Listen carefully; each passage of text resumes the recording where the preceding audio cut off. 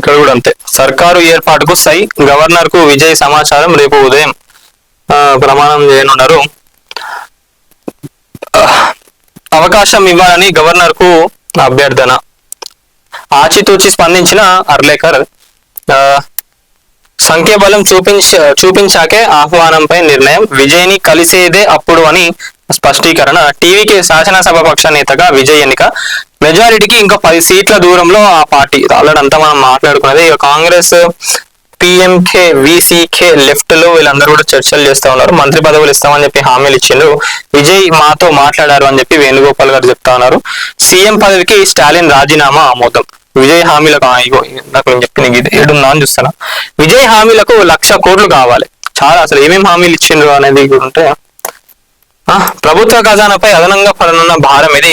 నిధులు ఎక్కడి నుంచి వస్తాయని అధికారులు ఆందోళన వ్యక్తం చేస్తా ఉన్నారు. మరి హామీల అమలు అంత సులభం కాదని అభిప్రాయం. ఇప్పటికే సుమారు 1.22 లక్షల కోట్ల ఆర్థిక లోటులో రాష్ట్రం ఉన్నది. మరి విజయ్ గారు ఇచ్చే ఈ హామీలు ఏవైతే ఉన్నాయో అది ఏడుకోబోతానంట బడ్జెట్. మరి ఇప్పుడు జనరల్ గా చాలా మందికి కూడా తెలియదు. ఇప్పుడు నాయకులు అందరూ హామీలు ఇస్తా ఉంటారు కదా, ఇదంతా వీళ్ళే చేస్తారని అనుకుంటారు. జనాలకు తెలియదు వాస్తవంగా ఇదంతా ఎవరు ఆర్థిక మన రెవెన్యూకి సంబంధించి ఇదంతా కూడా అధికారులు మేనేజ్ చేయాలి. ఇదంతా ఈ భారం అంతా ఎవరిపైన పడుతుంది అంటే అధికారుల పైన పడుతుంది.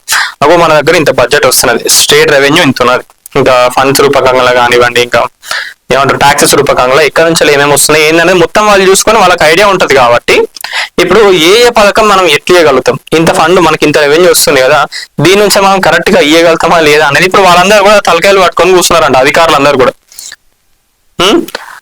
అనిపిస్తుంది. ఎందుకంటే వాళ్ళే శాంక్షన్ చేయాలి కదా. ఇక్కడ వీళ్ళు లెటర్ లెక్క వీళ్ళు మొత్తం రాసేసి సో ఎక్కడి నుంచి వస్తుంది అని చెప్పి ఇప్పుడు విజయ్ గారు సీఎం అయినాక విజయ్ గారి ముందు పెడితేనే అది మనం చేయగలుగుతామా లేదా అనేది తెలుస్తుంది. సో అధికారులు అందరూ కూడా తలలు పట్టుకొని కూర్చుంటా ఉన్నారు. జనాలకి ఇవన్నీ ఏవి తెలియదు. హామీలు ఇచ్చిందా, మార్పు కోరుకుంటున్నామా, గెలిపిస్తున్నామా అంతే. రాష్ట్రం ఎంత అప్పులలో ఉన్నది, ఇవన్నీ అయితే లేవా అనేది ఎవరు కూడా చూడలేదు. మరి బంగారం ఇస్తా అన్నారు, స్టూడెంట్స్ కి చేస్తా అన్నారు, చాలా హామీలు ఇచ్చిండ్రు ఆల్మోస్ట్. మరి అవన్నీ చూసి వీళ్ళు ఓటేసిండ్రా లేదా మార్పు కోరుకోవాలని చెప్పి ఓటేసిండ్రా ఏందనేది కూడా ఇప్పటికీ అర్థమైతలేదు జనాలకు కూడా. ఎట్లా దాన్ని సెట్ చేస్తారు విజయ్ గారు అధికారంలోకి వచ్చినాక అనేది కూడా చూడాలి.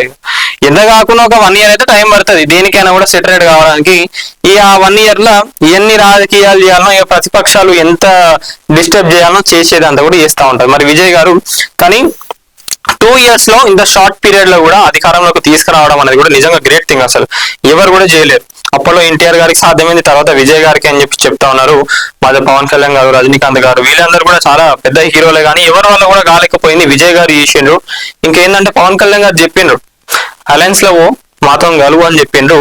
సింగిల్ గా పోయి గెలవలేవు, నేనే గెలవలేదు, నువ్వు ఎట్లా గెలుస్తావు అని చెప్పి కూడా చెప్పిండంట. కానీ ఏమైంది, ఎవరికి ఉండేది వాళ్ళకు ఉంటది, ఎవరికి ఉండేది వాళ్ళకు ఉంటది. కాబట్టి ఫస్ట్ ఆఫ్ ఆల్ విజయ్ గారికి ఉన్న వాళ్ళ పార్టీలో గెలిచిన లీడర్స్ అందరికీ కూడా మా నేటి జాతి తరఫు నుంచి కంగ్రాట్స్ చెప్తా ఉన్నాం.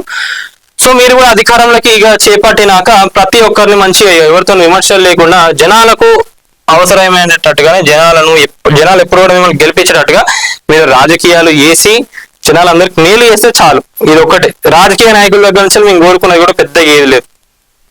జనాలకు మంచి చేస్తే చాలు అంతే.